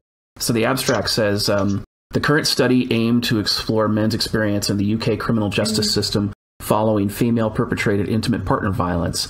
Unstructured face-to-face and Skype interviews were conducted with 6 men aged between 40 and 65. The interviews were transcribed and analyzed using interpretive phenomenological analysis, or IPA. Due to the method of analysis and the sensitive nature of the researcher engaged in a process of reflexivity. 4 main themes were identified include guilty until proven innocent, victim cast as perpetrator, masculine identity and psychological impact, as well, or I should say, and the light at the end of the tunnel. The themes were discussed and illustrated with direct quotes drawn from the transcripts. Mm-hmm. Yeah, so, you know, it's the same old story that everyone in this scene kind of knows. These men experienced false allegations. When they were arrested, they explained to the police that they were actually the victims in the situation. A lot of them had evidence, and they were still not taken seriously and treated as the perpetrators. And Right. Is it any wonder when the police are reading these fucking guidelines that say that's what happens? Right. They're being indoctrinated to discriminate against men. Yeah, they're being indoctrinated, exactly. You know, and it's not just in the workplace, it starts in schools. Right. And I wanted to talk about that too. Let's talk about that. I've got that next article that you have time? about. Yeah. It's, Okay. Work with women and young people. You were talking about that. Go ahead. Yeah. So, I mean, I think as a case study, you know, I can kind of tell you some personal anecdotes from my time at school and, you know, what my children have experienced. But I think a really interesting, concerning charity that people need to know about is the Equation charity. And I first became aware of them when a friend of mine sent me some photographs, which a friend of his, her 9-year-old had brought home this book from school. So it was a book called The Great Project. Great standing for good relationships are equal and trusting. And I mean, you know, fairly egregiously, they had a timeline of gender inequality, which basically, you know, looks at all the ways in which women have kind of been disadvantaged or apparently disadvantaged, and makes out that men have always been privileged. And so, you know, it tells half the story, which obfuscates the truth, you know. So if I can jump in here, what you're saying then is that basically what they're doing is they're indoctrinating children into patriarchy theory? Exactly. That's what that does. But far more egregiously than this, and this is 9 and 10-year-olds we're talking about, you know, innocent, pure little children. There is a section on abusive relationships. And whilst it does have a little note at the bottom of one of the pages that says most domestic abuse is done by men to women, which is debatable, but it can also happen to men by women and in same-sex relationships.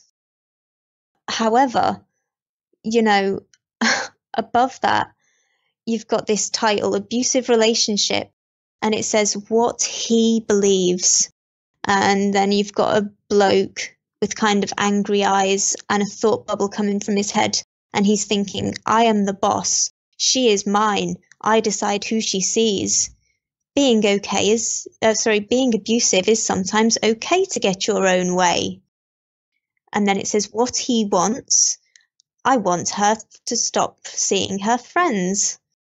And then it says what he will do. Physical abuse includes hitting, kicking, or punching.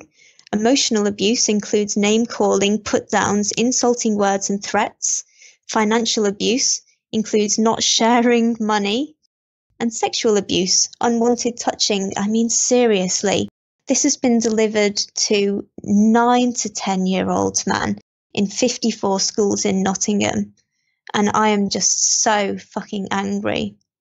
Well, yeah, it's offensive. And it's definitely teaching children institutionalized misandry before they're at an age where they can judge for that for themselves. I mean, again, this is it's like a feminist Hitler Youth program. It's insane. Mm-hmm. You know, and I mean, the idea of teaching kids at that age about abusive relationships anyway, I think is just horrible. I think at kind of 9 and 10 years old, kids should, in an ideal world, have an example of a mum and dad in a loving relationship, or, you know, at worst, a kind of amicable separation with 50-50 shared parenting. And they just don't need to know about this stuff at that point. They should think that everything is kind of hunky-dory. But, you know, I was talking to a friend who was raised in an abusive household, and her father actually ended up in prison because of it.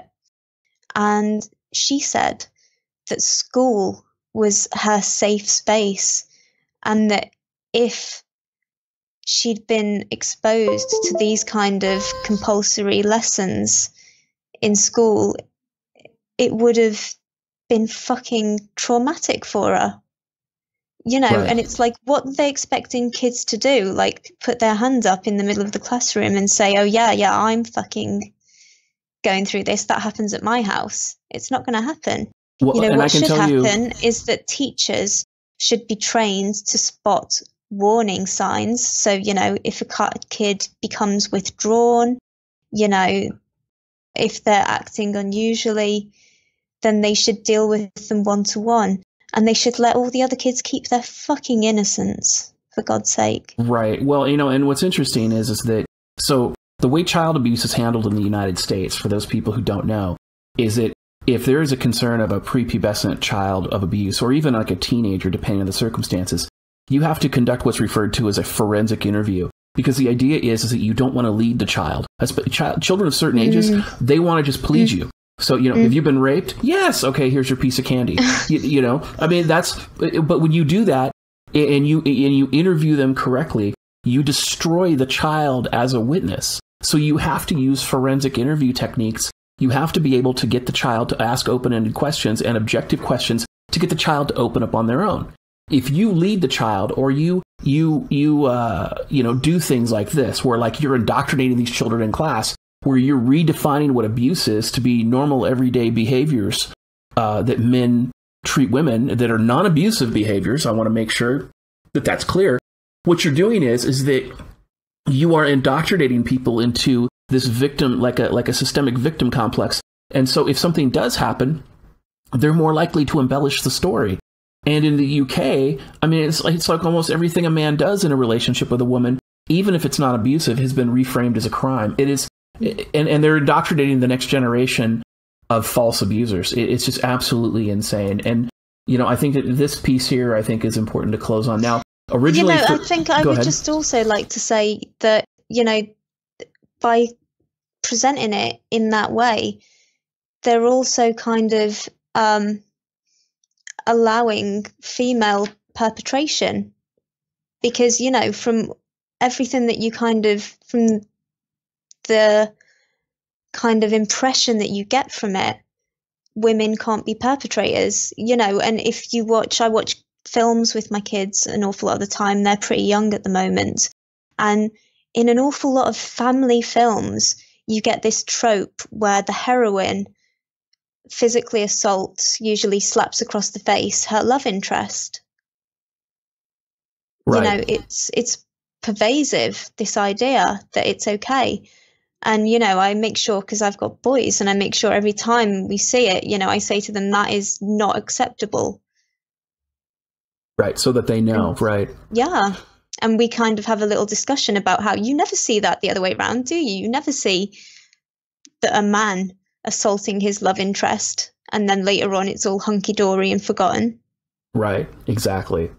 You know, and it's interesting that you bring that up too, because, you know, one of the things that I've seen in the United States, and when I was researching my book, I saw this a lot, is that feminist indoctrination has so completely saturated the courts, the government, academia, from kindergarten all the way up to postgraduate education, that when a woman is accused of a crime, she's almost never charged. People laugh it off. They tell the guy he should get over it.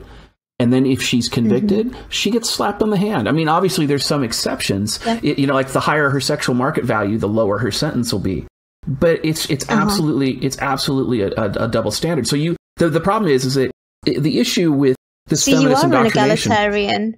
No, I'm a legal egalitarian. I believe in equity before the law, and that's where it starts and stops. Well, cheers to that. Cheers to that. Right. And that's the reality. So, when you're talking about a legal framework, the problem that you have is that these judges, they are so indoctrinated to see the woman as a victim. They're like, holy shit, he must have abused her. It's like that section we were talking earlier, coercive control. They're gynocentric as well. Naturally, exactly. Innately, but then you get all of this propaganda on top of that.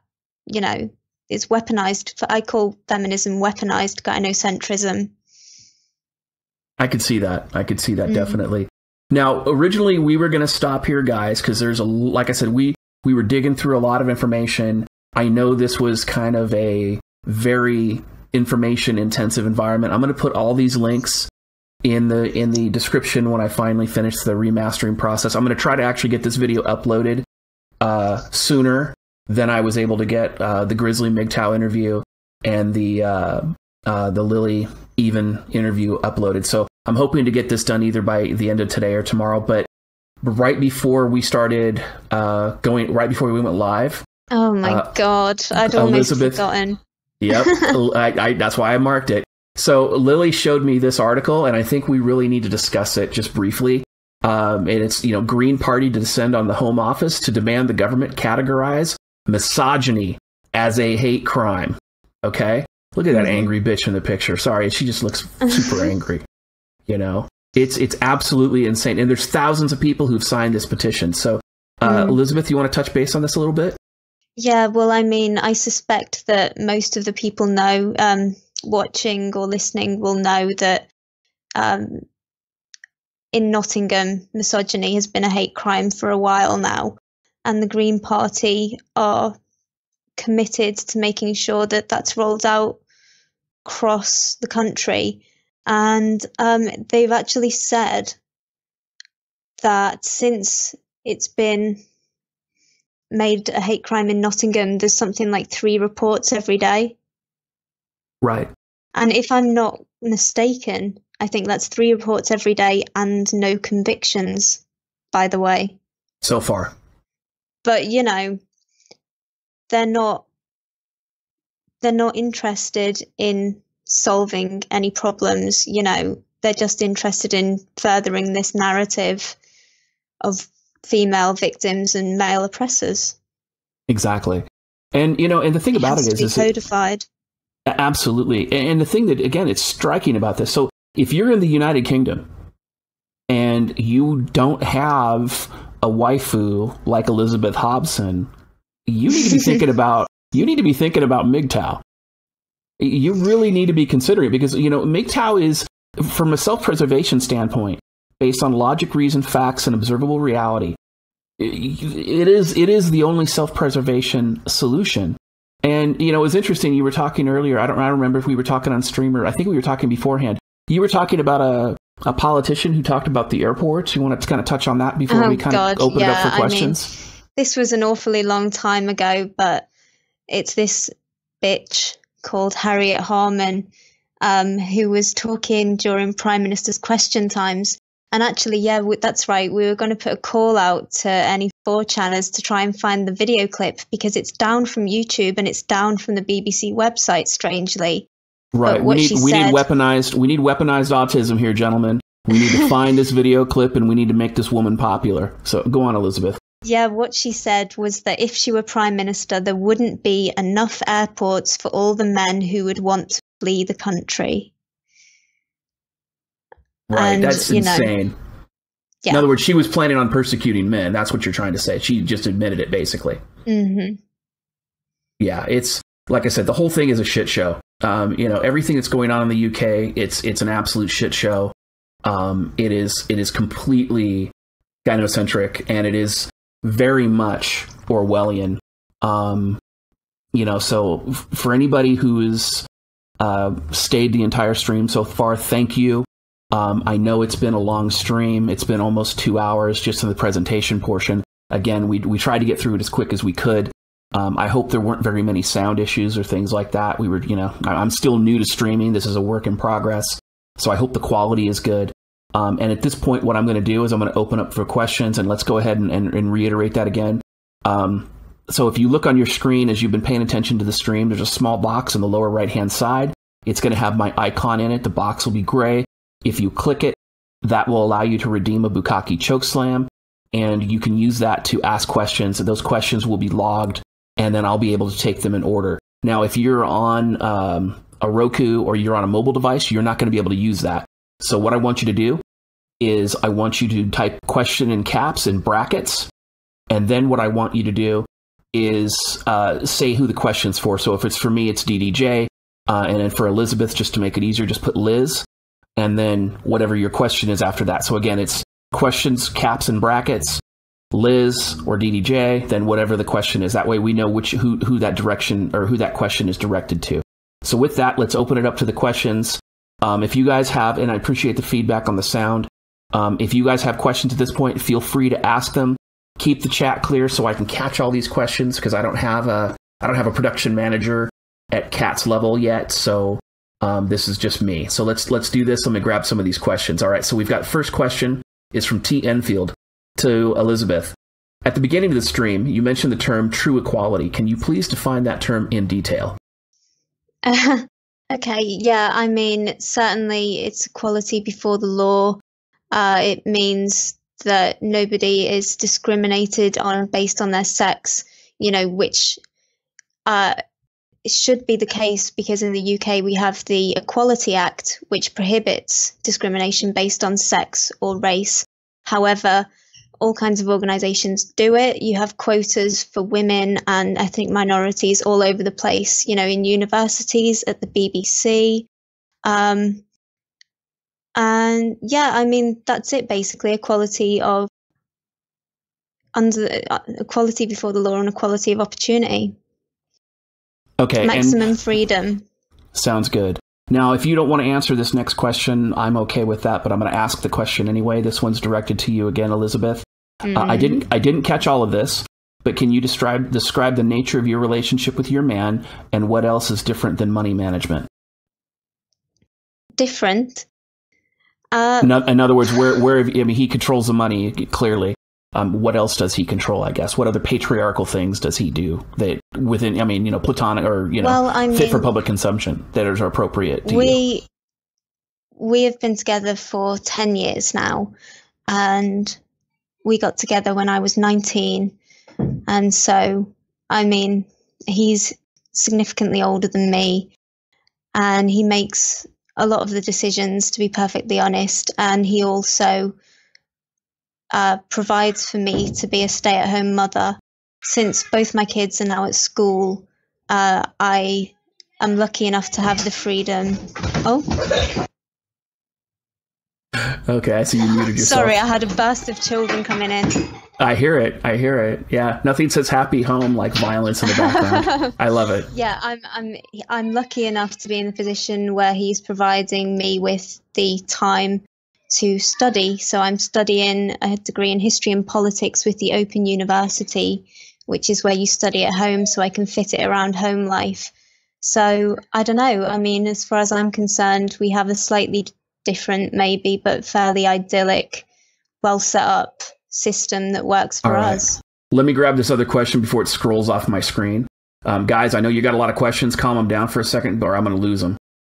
Question for Elizabeth. After reading DDJ's book, what do you think of the hypergamic instinct and hybristrophilia? I don't know what hybristrophilia means. What's that? Good. I've heard the word before. Give me a second. I'll tell you. Let me do some Google foo. It is a paraphernalia with sexual arousal, facilitation, and attainment of orgasm response. Yeah, whatever. Okay, we'll leave that bit out. What do I think of hypergamy? You really need to ask that question of Paula Wright. She is one of the Liberty Bells, and she runs a page called what is it called? Something Darwinism. It's like to do with kind of gender politics, but the name escapes me now. But she's like an expert in all this stuff. what do I think of the hypergamic instinct? Well, I think it's biological. I mean, it's basically, obviously, yeah, I do think it's biological, but it's obviously not going to work with the way our society is set up now, when you've got kind of girls or young women 70% more likely to go to university, and under 30s, they are, you know, the pay gap is in favor of them. Like, women are going to have to compromise on that, or we're going to have to support men, you know, through schooling and into kind of university and in the job section, or the job sector, sorry. Okay. So basically what you're saying is that there should be a system of checks and balances in place to basically keep hypergamy in some kind of control. Is that what I'm hearing you say? I'm not sure. I mean, I've got a feeling that Paula told me that actually now we have something else rather than hypergamy, which means kind of people choosing to be with people of about the same, you know, sort of similar status. Got it. I've got a feeling that went on, which, you know, is ideal. I don't know. If people love each other, that's great. And I just think that men need a lot more support in society generally. All right, let's move to the next question. This one is from Angry Triangle. The question for Liz. On the point of financial abuse against women, if a man works full-time 40 hours or more and hands his earnings to his spouse and the spouse mishandles the finances, is that not financial abuse against the man? Fucking right. So is. But it would so never, ever go down as that. Right. And then Ethical AA has a question for me. I have experience beating serious charges by being my own lawyer, mine and others. How can I best get this information out to others to digest? I guess you make videos. You know, make videos, write a blog, put it on Reddit, put it in social media. I mean, just the common sense stuff. It's not real rocket science there. All right, let me go through some more here. Just touching base here. Okay, question for DDJ. Should people who are MGTOW by myself ever get another girlfriend but never get married in this gynocentric system? You know, here's my opinion. I don't think that you should commit, cohabitate, or marry, because and if you haven't watched my video, Avoiding Marriage is Not Enough, you should. Because if you're in a romantic relationship with a woman, she can file a domestic violence restraining order against you. And obviously, if you've been watching this stream, it's very easy to get. And it's easy to get anywhere where feminism has been adopted. And she can divorce rape you even if you're not married. And in Australia, you don't even have to be living together full time. As long as you guys have a committed relationship, she can divorce rape you. So I wouldn't. I mean, you know, and I'm not saying that everybody should go out and pump and dump, but I'm just saying that, you know, the odds of you finding somebody who's going to commit to you beyond 10 years or is willing to raise your biological children is limited. And you know, Elizabeth is in a position, and I think I can share this. Elizabeth, the man you're with, he's the biological father of your kids. Absolutely. Right. So, you know, I wouldn't say that Elizabeth's a NAWAL because I don't think they exist, but you know, she comes close. So there you go. Slayer asks for Elizabeth. We hear all these female anti-fems talking about how bad feminism is and how men are walking away. Would you, Elizabeth, support the removal and stripping of your rights and privileges, which the majority of anti-feminists don't want? She actually says no, by the way. I already know the answer to this, Slayer, so we're going to move on. And well, I mean, hang on. It depends what you mean by rights or privileges. I mean, you know, I'm with Dean Esme in that equality will be a step down for women. I believe in equal rights. You know, we should all have the right to vote. We should all have, you know, I'm pro-choice for women and men. I think it's a necessary evil at the moment until we have kind of artificial wombs. But privileges, yeah, absolutely. I'm perfectly happy to have my privileges stripped.